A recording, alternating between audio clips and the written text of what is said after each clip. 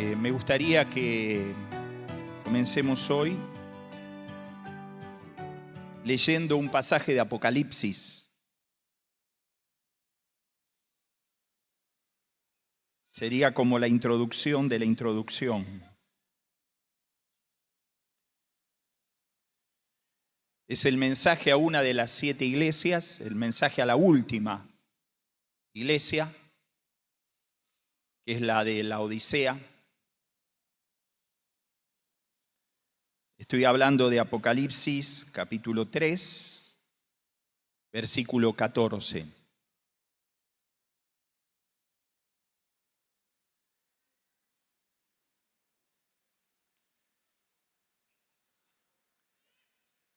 Y escribe al ángel de la iglesia en la Odisea: He aquí el Amén, el testigo fiel y verdadero, el principio de la creación de Dios, dice esto: Yo conozco tus obras, que ni eres frío ni caliente. Ojalá fuese frío o caliente. Pero por cuanto eres tibio y no frío ni caliente, te vomitaré de mi boca.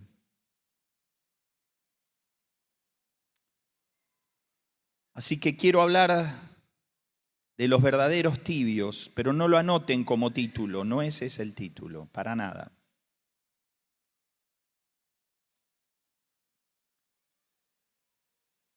Y acá están los verdaderos tibios, porque hermanos, los tibios no son los débiles en la fe.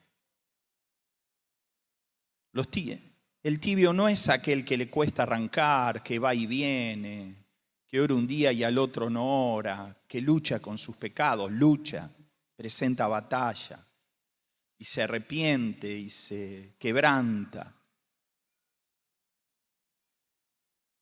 No es ese el tibio, ese es el débil. Pero hablando del tibio, versículo 17 de Apocalipsis 3.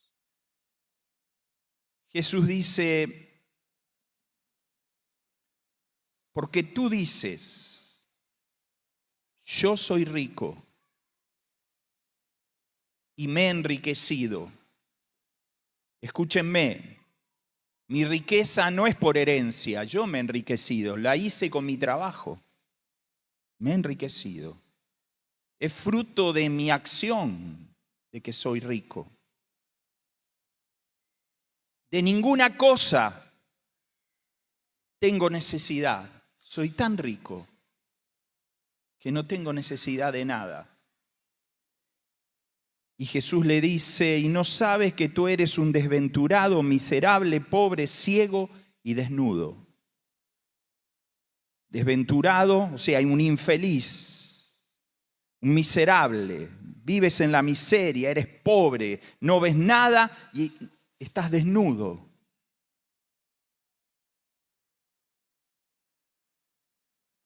Por tanto, yo te aconsejo que de mí compres oro refinado en fuego para que seas rico, y vestiduras blancas para vestirte, y que no se descubra la vergüenza de tu desnudez. Y unge tus ojos con colirio para que veas. Y hay una palabra para estos tibios. Dice: yo reprendo y castigo a todos los que amo. Yo te amo. Sé pues celoso, que haya un celo acá, una pasión, y arrepiéntete. He aquí yo estoy a la puerta y llamo, y si alguno oyere mi voz y abre la puerta, entraré a él y cenaré con él y él conmigo. Jesús dice: yo te amo. Sos un tibio, yo te amo, pero estoy afuera. Esta era una iglesia tibia y Jesús estaba afuera. Y yo estoy golpeando. Y tal vez en este tiempo puede ser que esté golpeando puertas, porque quiero entrar a tener comunión con vos.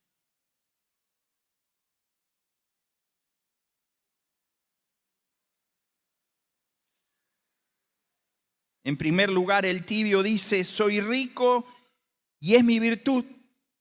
Como dije recién, es porque es lo que tengo, por mí mismo.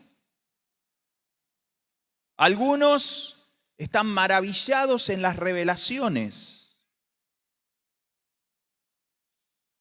que han experimentado. Y si estás acá, pedile al Señor que te dé lo mismo que le dio a Pablo para que las revelaciones que tuvo no lo llenaran de soberbia. Le dio un aguijón en la carne. Tal vez otros están entusiasmados con los números que tienen. Y lo logré yo. Acá estoy. Y no tengo necesidad de nada.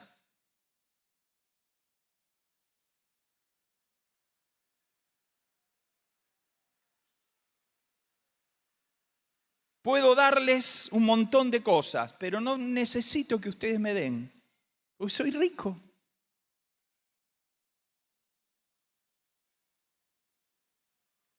Y Jesús lo describe de una manera tan trágica. Pero la palabra de gracia es que Él ama a esta persona, a esta iglesia. Y que quiere tener otra vez, aunque está fuera de su vida, comunión. Tener una cena íntima con este tibio.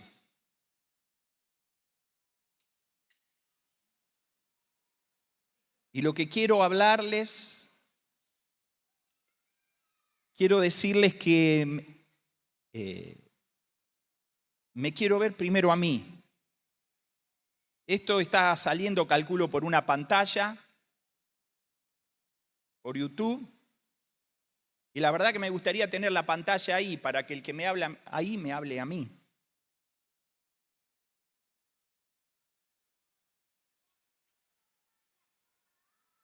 La realidad es que lo que quiero es repetir algo que hablé hace algunos años atrás. Y espero estar, aunque sea un poco mejor, ser un poco menos tibio, haber tomado un poco de temperatura. Pero lo que les propongo es que meditemos juntos en algo que me parece que es esencial que lo tengamos presente en nuestras vidas.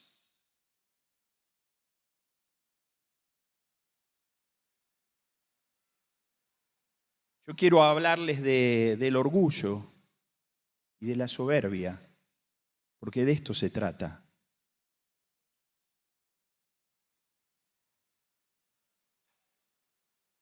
El tema de la palabra orgullo es que no lo van a encontrar mucho en la Biblia.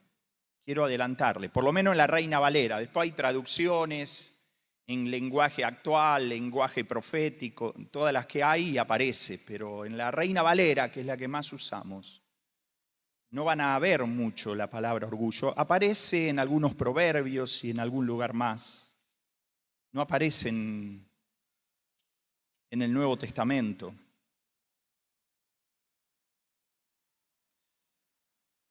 Pero déjenme empezar por la palabra orgullo, aunque no voy a terminar con esa.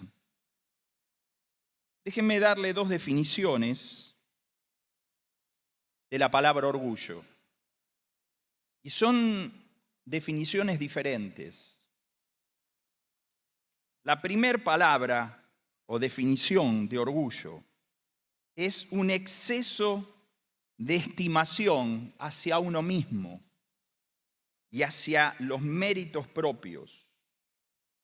por los cuales esta persona se cree superior a los demás. Este es orgullo. Pero a veces se usa esta palabra de esta otra forma. Es un sentimiento de satisfacción hacia algo propio o cercano a uno por algo que se considera meritorio. Recién lo aplaudimos a Lucas, ¿no? No sé por dónde estaba Lucas. Lo aplaudimos porque se recibió. Yo me imagino ahí los padres tendrían orgullo. Mirá, ahí está nuestro hijo. Quiero decirle que esa satisfacción interior no es pecado. Y muchos lo van a llamar orgullo. Estoy orgulloso de mi hijo, de lo que logró. Entonces, permítanme decirles, aunque es un tema de definiciones, que no todo orgullo en sí mismo es pecado, por lo menos cuando se trata de esta segunda definición. Ahora, cuando se trata de la primera definición, claramente es pecado.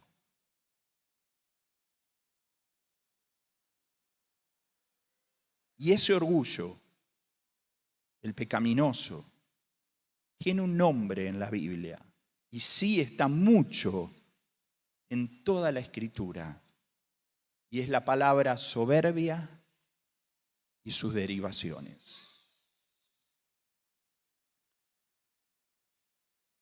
Así que en realidad lo que quiero hablar es de la soberbia en nuestras vidas y en la vida de la iglesia. Vamos a algunos pasajes bíblicos.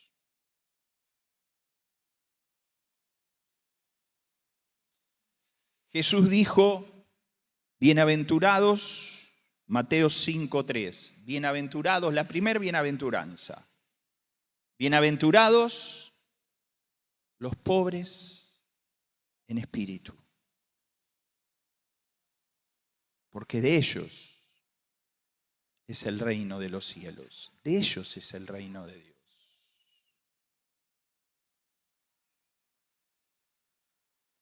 Más adelante, en el capítulo 11, versículo 29, dice, llevad mi yugo sobre vosotros y aprended de mí, que echo fuera demonios. Aprended de mí los sermones que doy. Aprended de mí que sano a muchos enfermos. Aprended de mí que tengo 70 discípulos. No, pues envió 70 en algún momento. Aprended de mí que soy manso y humilde de corazón. Y hallaréis descanso para vuestras almas. ¿Está tu alma muy trabajada? ¿Está al punto del estrés?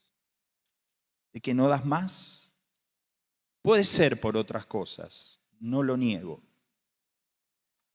Pero quiero decir que si pudiéramos imitar esto que Jesús nos pide, tal vez tendríamos algún descanso para nuestras almas.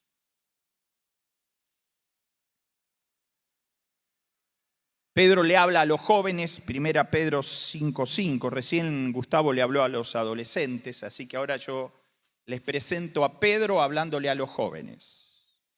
Jóvenes, dice, estad sujetos a los ancianos y todos sumisos unos a otros. Pero dice después, revestíos de humildad. Jóvenes, revístanse de humildad.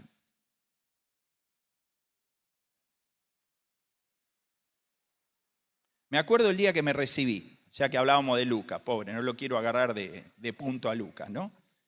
Pero me acuerdo el día que me recibí y venía y era ingeniero. Y estaba ahí me tomé el 110 en la Siberia. Esto ya parezco... Después les cuento dónde saco los tangos, ¿no? Y iba sentado en un asiento individual, pero era ingeniero y me empecé a hinchar. Y de este costado ya tocaba el asiento de dos, no de este, porque el asiento individual está de este lado. Y Dios me habló y me dijo, nunca te olvides que sos lo vil y lo menospreciado del mundo que yo escogí. ¿Saben qué fue? ¡Pum! Una aguja porque lo único que había adentro era aire, era un globo, nada más.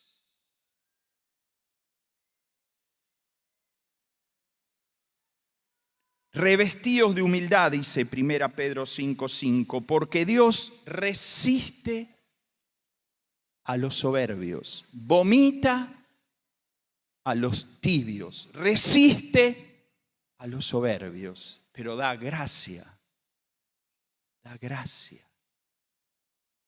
los humildes.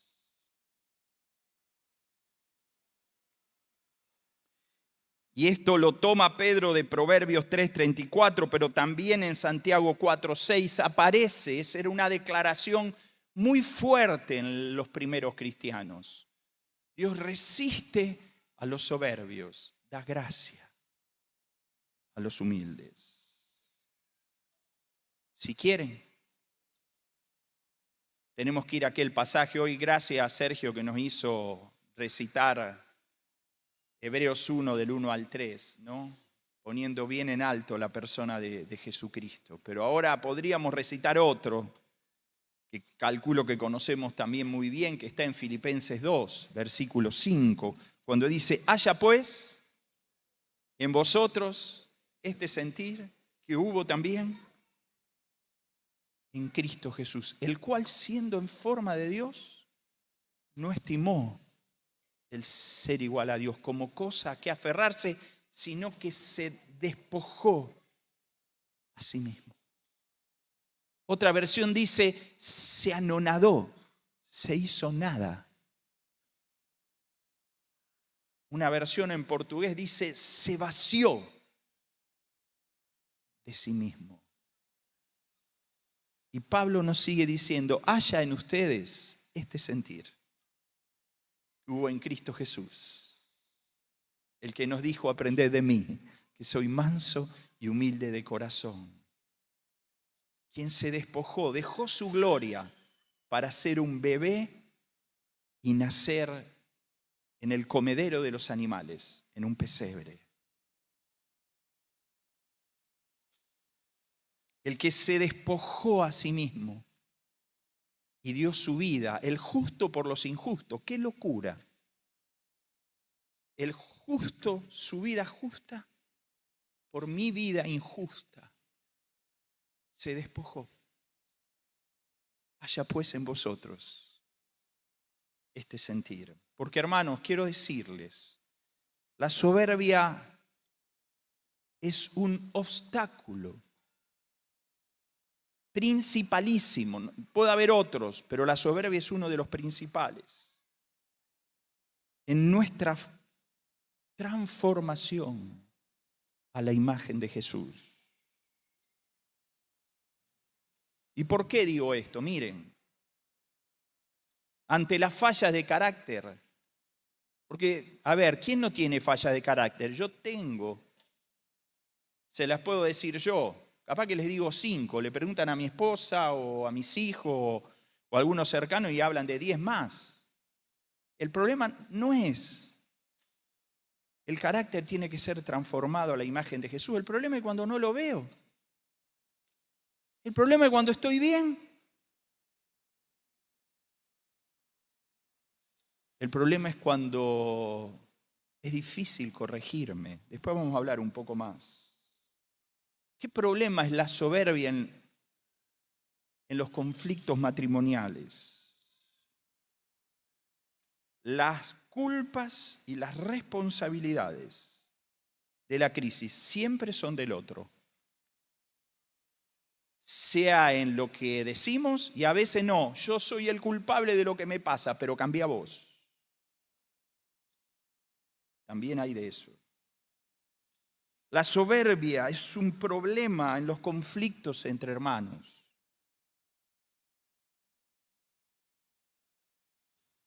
Tenemos el otro día unos hermanos de Perú me contaban que no son de comunidad cristiana, pero estaban viendo el cuadernillo de Puerta, Camino y Meta sobre la relación entre hermanos. Estaban muy felices de estar en todo ese grupo hablando de esto. Tenemos una verdad tan tremenda, pero quiero decirles que la soberbia es un estorbo aún para la aplicación de esa verdad que hemos recibido. Porque pese a la luz que tenemos, los conflictos persisten en el tiempo y tenemos una comunión simulada. Y no quiero usar palabras más duras, pero a veces hasta tomamos la cena cuando acá hay algo que no está bien. Y es la soberbia de no humillarme, de no pedir perdón. Y es lo que produce amarguras internas.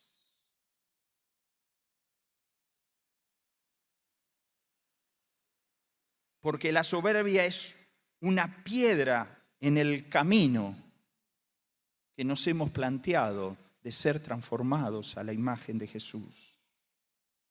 La soberbia es el origen de toda rebelión.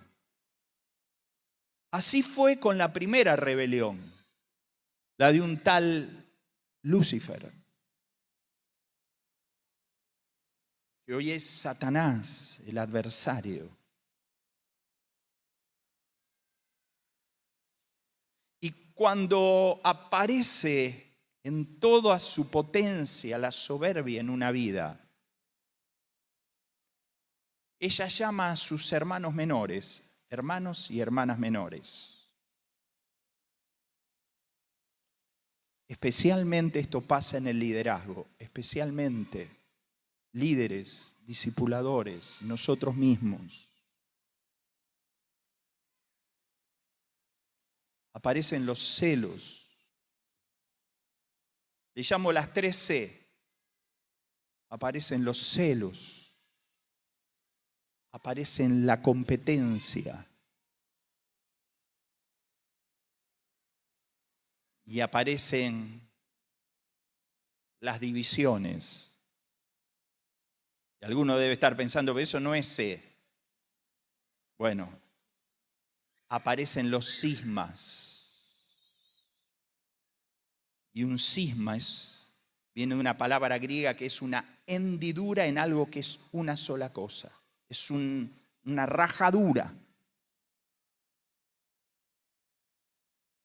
Celos, competencia y cisma. Esta soberbia puede ser más o menos visible, pero el problema es que cuando es visible la aceptamos, la naturalizamos. A veces todos ven la soberbia en una persona, menos ella.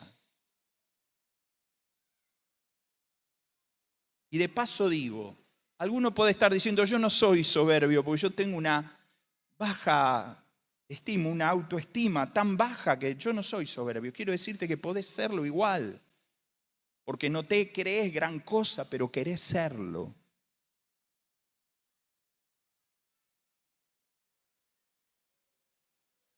Déjenme ir más específicamente a algunas manifestaciones de este pecado para ver cómo estamos, cómo estoy yo. En primer lugar, una manifestación de la soberbia es la necesidad que tenemos de la aprobación humana. Es tal vez la principal, de ahí salen las otras. Fue el mal de Saúl. Primera Samuel capítulo 15 nos cuenta una historia. Dios a través de Samuel, del profeta, le dice a Saúl que era el rey de Israel que haga tal cosa en una batalla. Pero Saúl desobedece. Samuel lo reprende y le dice, se termina acá. ¿Qué hace Saúl? Fíjense su declaración. Yo he pecado. pero te ruego que me honres delante de los ancianos de mi pueblo y delante de Israel, y vuelvas conmigo para que adore a Jehová tu Dios. Ahí está el corazón de alguien que busca el reconocimiento de los demás, que no concibe la humillación. La soberbia fue la causa por la que Pedro fue reprendido por Pablo en Antioquía. Esto está en Gálatas 2, del 11 al 14. Pero parece que Pedro estaba ahí con Pablo en Antioquía y comía con los gentiles y no tenía problema hasta que vinieron unos de Jerusalén.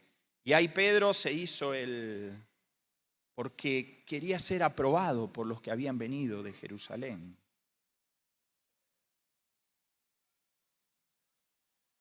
Qué contraste con Jesús. Él dice, Juan 8:29, el que me envió conmigo está, no me ha dejado solo el Padre, siempre el Padre está conmigo, porque yo hago siempre lo que le agrada. Hermanos, somos llamados a agradar a Dios y no a los hombres. Si agradando a Dios agradamos a los hombres, buenísimo, es la chapa, el agregado. Pero fuimos llamados a agradar al Señor. En palabras de Pablo, Gálatas 1:10, pues busco ahora el favor de los hombres o el de Dios. ¿O trato de agradar a los hombres? Pues si todavía agradara a los hombres, no sería siervo de Cristo. Pegado a esta necesidad de la aprobación de los otros, está el hambre de elogios, la búsqueda de reconocimiento. Estos pueden ser temporales. Qué bien que los hermanos organizaron el retiro adolescente, qué bárbaro lo que pasó. Reconocimiento temporal. A la otra semana tienen que estar acá con los adolescentes. O puede ser un reconocimiento permanente. Aquellos que generalmente se hace con la imposición de manos.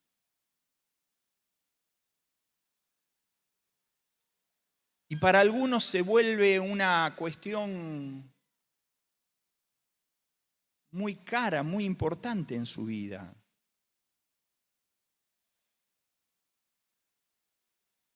Me acuerdo algo, no sabía si decirlo, pero lo voy a decir porque tal vez les puede servir. De un hermano con el que hablé hace bastante tiempo atrás. Y él quería un reconocimiento. Me lo dijo, fue sincero. Y yo le dije, está bien, puede ser. Tal vez Dios te llame a eso. Pero igual ese reconocimiento tiene un fin. Cuando el Señor venga, se terminó.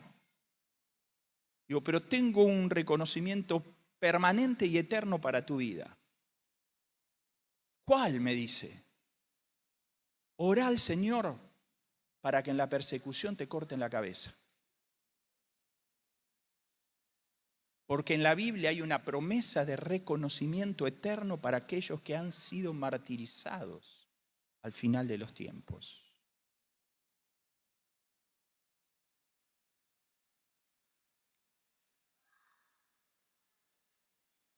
En palabras de Jesús, guardaos de hacer vuestra justicia delante de los hombres, para ser vistos de ellos. De otra manera, no tendréis recompensa de vuestro Padre que está en los cielos. Hermanos, si queremos ser o buscamos la aprobación de los hombres y no la de Dios, parece que hay como o una cosa o la otra en la palabra de Jesús. No tendréis la recompensa de vuestro Padre. Si es otra la que buscás, si es otro el elogio, me estoy perdiendo el elogio principal. Le hablo a mi corazón, no lo quiero. Quiero el elogio principal. Quiero la voz de alguien que me diga: bien, buen siervo fiel, sobre poco has sido fiel, sobre mucho te pondré, entra a mi gozo. Quiero esa palabra. Ahora, hermanos, este hambre de elogios no es un tema de madurez espiritual. A veces ocurre más en los discípulos de años que en los nuevos. Y tristemente, a veces también está en el liderazgo de la iglesia. Y como necesitamos ser elogiados, nos agarra una enfermedad que se llama numeritis. A ver, los que son médicos, ¿qué sería la numeritis? Una inflamación de números. Hay un hinchazón de números. Miren, a veces cuando nos toca dar números, quiero decirles lo que veo. Veo números pesimistas, porque están los pesimistas. Veo números reales. Estoy hablando de campañas, reuniones, organizaciones, retiros.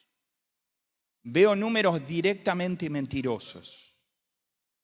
Directamente. Pero el mayor porcentaje son números entusiastas. Digo, en mi grupo familiar somos tanta gente. Resulta que estoy contando al que todavía no se bautizó y vino un par de veces. Al que hace 3 meses que no viene y no sabemos dónde está. No sé, a veces falta que contemos a las mascotas, digo. No sé. Pero nace en esto, que parece que hay un reconocimiento. Depende del número que puedo expresar.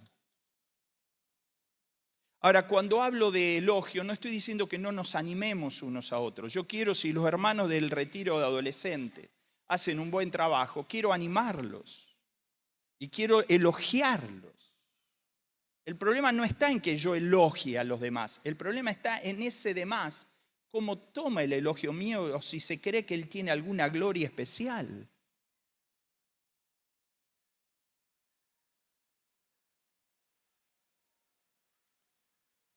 Y Jesús nos sigue diciendo: así también vosotros, cuando hayáis hecho todo lo que os ha sido ordenado, ¿saben qué son? ¿Saben qué son? Siervos inútiles, pues lo que debían hacer, hicieron.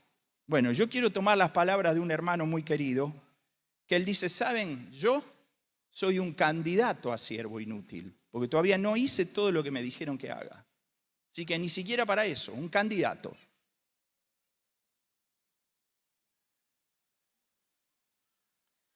En tercer lugar, otra forma de esta soberbia es la dificultad para recibir corrección. Cuando nos pasa con un nuevo que no quiere recibir ninguna corrección, ¿qué decimos? Este no se convirtió. Este no es una oveja. Este es una cabra. ¿Y qué hacemos con los discípulos de años? Hermanos, a veces parece que tenemos un chaleco antibalas. No nos entra ni una. Ni una. Está unida a la incapacidad de ver mis propias fallas. En algunos casos soy el único que no las ve. Las ve mi esposa, las ven mis hijos, las ven los hermanos, menos yo.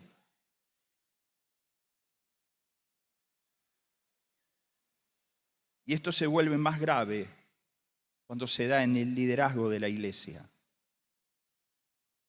Incluso toda corrección es tomado como un cuestionamiento a la autoridad, porque el que corrige es un menor. Cuando esto ocurre, estamos abriendo la puerta a otros males, especialmente el legalismo y los abusos de autoridad. Quiero abrir mi vida a que cualquiera de ustedes me pueda corregir. Pero para evitar que cuando termine y me baje acá haya una cola, porque puedo haberla y con toda razón, quiero decirles también, cuidado con el deporte de la corrección. Los deportes se practican, ¿no? Y quiero decirles que la paciencia y la tolerancia son también parientes de la humildad. En cuarto lugar, se manifiesta o es un problema la soberbia en las fallas en cuanto al perdón entre los hermanos. Déjenme dividir en dos el análisis. En primer lugar, cuando tengo que pedir perdón.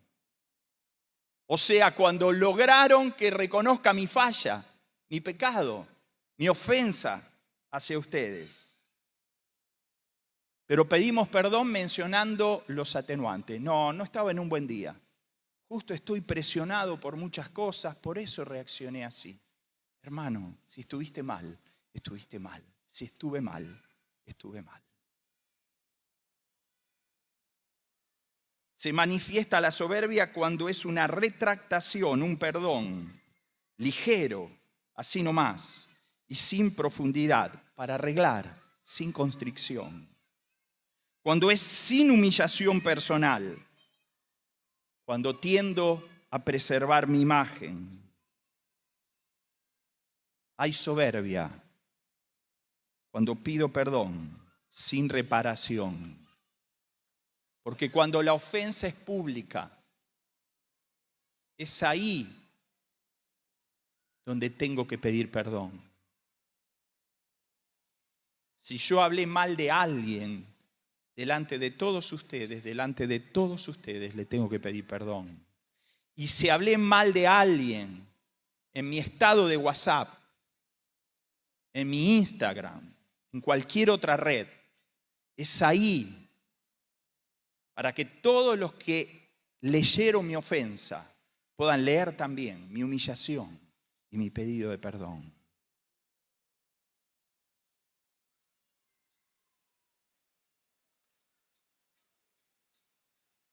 La segunda cuestión, la primera es cuando yo tengo que pedir perdón. La segunda cuestión que quiero ver cómo ahí trabaja la soberbia es cuando nos vienen a pedir perdón. Es cuando aceptamos el perdón a medias, condicional. Te perdono, pero no me olvido. Te perdono, pero que te tenga confianza es otra cosa. Te perdono, pero no me lo haces más, por favor. En la parábola del hijo pródigo en Lucas 15, me impacta cómo el padre recibe a su hijo.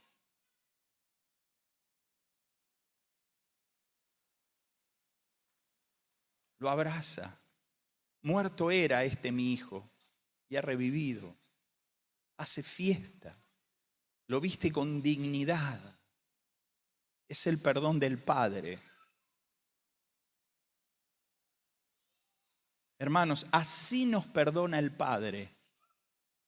¿Cómo vamos a perdonar nosotros? Porque si no perdonamos a los hombres sus ofensas, como el Padre nos perdona a nosotros, estamos en problemas.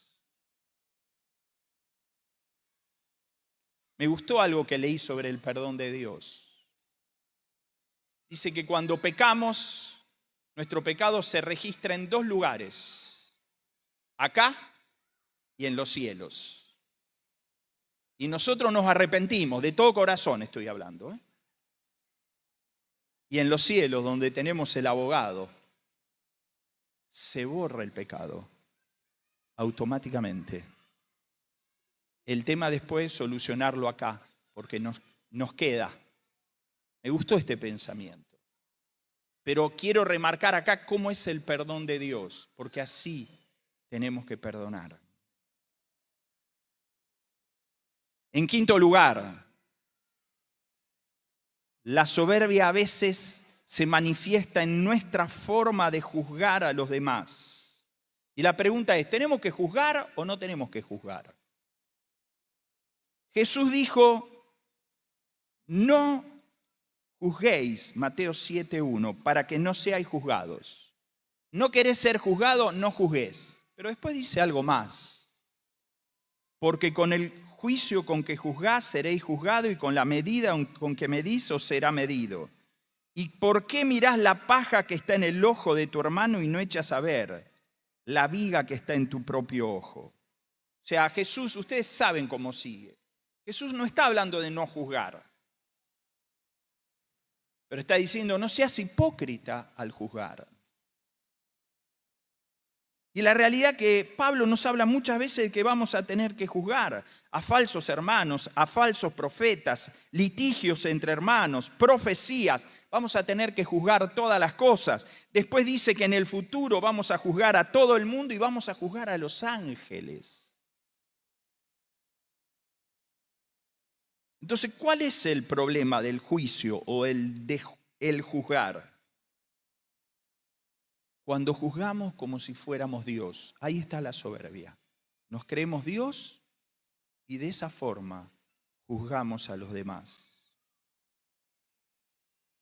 ¿Y cuándo ocurre esto? Déjenme por lo menos decirle 3 cosas. En primer lugar, juzgamos como si fuéramos Dios cuando acusamos sin escuchar a la otra persona.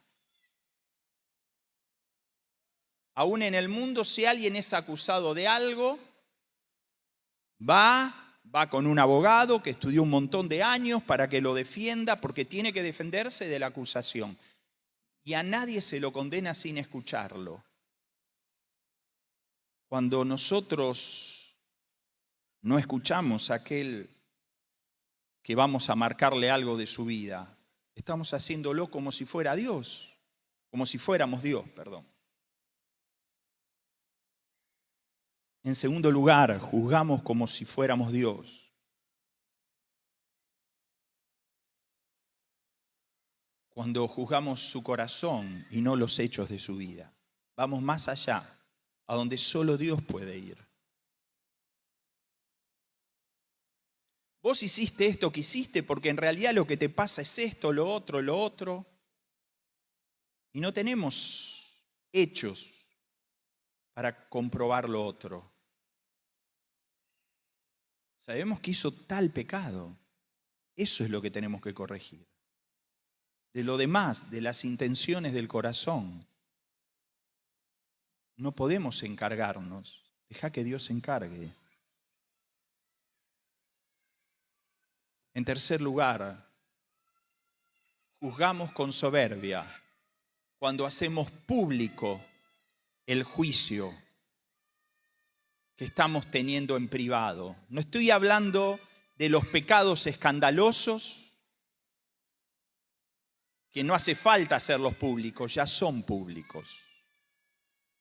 Estoy hablando de aquello que se da en la relación entre hermanos, especialmente en el discipulado. Y alguien te abre algo en el discipulado, hay ahí algo que están tratando y de repente se entera este, se entera el otro, se entera el de más allá, se entera el de más acá. Dios un día va a hacer público su juicio, pero no nosotros, no podemos. Es soberbia.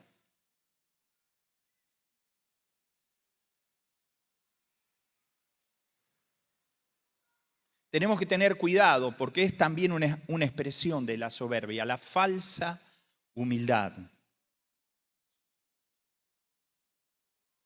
En el lenguaje parece que soy humilde, pero en el corazón, pero en el fondo, y agregamos al pecado de la soberbia, al pecado de la hipocresía.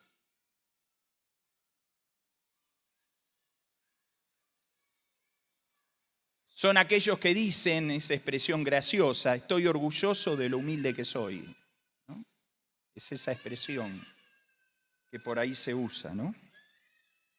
Ahora, cuidado, no hay soberbia en proclamar la verdad de Dios. Porque algunos, amparados en esta falsa humildad, no, tenemos que ser abiertos a la opinión de otros. Sí, tenemos que ser abiertos a la opinión de todos, mientras no vaya en contra de la verdad de Dios. No es que yo me creo que tengo la verdad en cuanto al divorcio y el recasamiento. La Biblia tiene la verdad. No es que soy un soberbio porque creo, no, cuidado. Jesús dijo un día, Jesucristo hombre, dijo un día, yo soy el camino, yo soy la verdad, yo soy la vida. Y no había nada de soberbia en él, había verdad. Así que cuidado.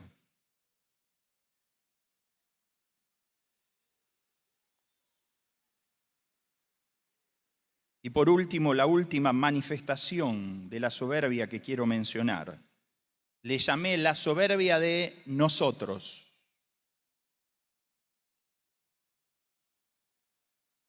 Un día Juan, Marcos 9, 38 en adelante, se acerca a Jesús y le dice, Maestro, hemos visto a uno que en tu nombre echaba fuera demonios, pero él no nos sigue y se lo prohibimos porque no nos seguía. Pero Jesús dijo, no se lo prohibáis, porque ninguno hay que haga milagro en mi nombre que luego pueda decir mal de mí. Porque el que no es contra nosotros, por nosotros es. Creo que aquí casi comienza la primera denominación. Se hubiera llamado, porque para hacer una denominación se necesita un nombre, la iglesia de nosotros. Esta sería, los carteles dirían así. Es una forma de soberbia grupal, no individual. Nos hace sentir superiores al resto de los hermanos y de los otros grupos. Tal vez sobredimensionamos las revelaciones que Dios nos da. Y aclaro, no estoy hablando, cuando hablo de sobredimensionar, no estoy hablando que no sean tremendas las revelaciones que Dios nos dio. De hecho, son gloriosas. Estoy hablando de que hay soberbia porque creemos que esas gloriosas revelaciones Dios solo nos las dio a nosotros y a nadie más. Y cuando esto ocurre, tenemos una práctica de la unidad que se mete entre nosotros. Yo le llamo la práctica de la unidad de la víbora y el sapo. La víbora le dice al sapito, vení sapito, seamos uno, somos animalitos, somos del mismo reino. Vení, acércate sapito, acércate. Se lo come para que todo sea víbora. ¿Me entienden? Gracias al Señor por nuestros hermanos bautistas, pentecostales, hermanos libres, renovados. Gracias al Señor.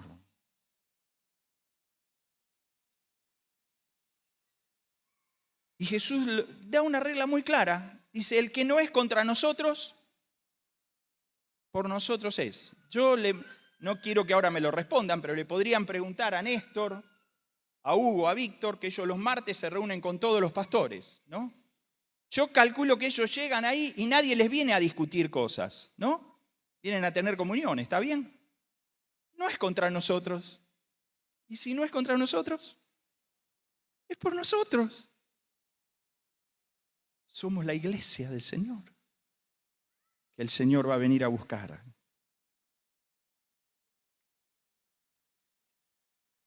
Quiero terminar. ¿Cómo tratar con mi soberbia? Lo primero que digo es que es un enemigo demasiado grande.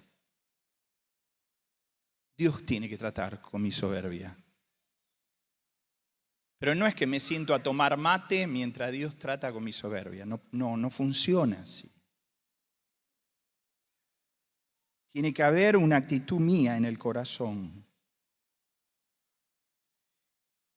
En lo inmediato, creo que tiene que haber una identificación en oración de las áreas de mi vida donde esto está. En segundo lugar, tiene que haber un arrepentimiento sincero. Es soberbia, no le llames otra cosa. Es lo que es.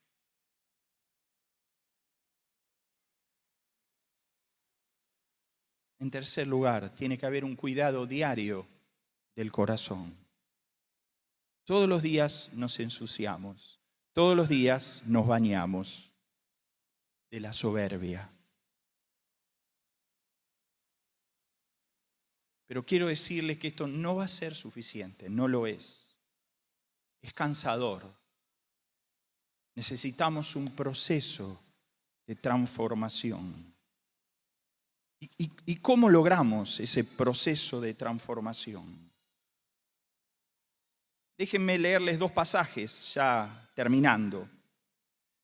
Hebreos 12, versículo 1. Por tanto, nosotros también. ¿Lo tienen al pasaje? Por tanto, nosotros también, teniendo en derredor nuestro tan grande nube de testigos, despojémonos de todo peso y de la soberbia que nos asedia, y corramos con paciencia la carrera que tenemos por delante. Puestos los ojos en Jesús, el autor, el que es el creador de nuestra fe y es el que la va a llevar hasta el final. El que comenzó en nosotros la buena obra, la va a perfeccionar hasta el día de Jesucristo, el cual por el gozo puesto delante de él sufrió la cruz, menospreciando el oprobio, y se sentó a la diestra del trono de Dios. Y 2 Corintios 3:18 dice: por tanto, nosotros todos, Pablo no deja a nadie afuera, mirando a cara descubierta, otra vez la acción de mirar, como en un espejo, ese espejo imperfecto que en parte vemos la gloria del Señor, pero estamos ahí mirando. Somos transformados de gloria en gloria, en la misma imagen, como por el Espíritu del Señor. Hermanos, el mirar a Jesús produce transformación a su misma imagen. ¿Qué es mirar a Jesús? No es mirar un cuadro que tenemos en casa. No es mirar la miniserie que tiene 5 temporadas. Y qué bien que está hecho el que actúa de Jesús. No es eso. Véanla, pero no es eso. Mirar a Jesús es meditar en oración sobre el hecho de Cristo, sobre el querigma en cuanto a la persona de Jesucristo. Es proclamar con fe, es comer de la palabra con respecto a eso. Es nuestra oración, es nuestro cántico, es nuestra comunión y contemplación con el Señor. Y eso nos va a llevar a adorarle, a enamorarnos de Él, a contemplarle. Miren, hoy leía sobre un hombre que en la cruz de Jesús estaba cerca de él. En realidad estaba a un costado, en una situación muy parecida. Estaba crucificado también. Un ladrón. Pero él en un momento miró a Jesús. Y no sé qué le pasó. Fue revelación. Pero vio a un rey. En ese hombre que moría y agonizaba, él vio un rey. Y no solamente vio un rey que iba a venir con su reino, porque dice: acuérdate de mí cuando vengas a establecer tu reino. Qué revelación para un ladrón digno de muerte. Pero que se convirtió ahí. Y me gusta, no sé cuántos la escucharon, la canción de Marcos Vidal sobre el ladrón. Es lo que habla el ladrón, lo que ve ahí. Es la persona del ladrón relatando la cruz. Pero en un momento la canción dice: cuando le vi a él, por fin me pude ver a mí. Y mi miseria y mi maldad reconocí. Si podemos mirarle a él, vamos a ver mi maldad, ve a ver mi maldad y mi miseria. Si podemos mirarle a Él, el Espíritu Santo va a producir una transformación consistente en nuestro corazón, permanente.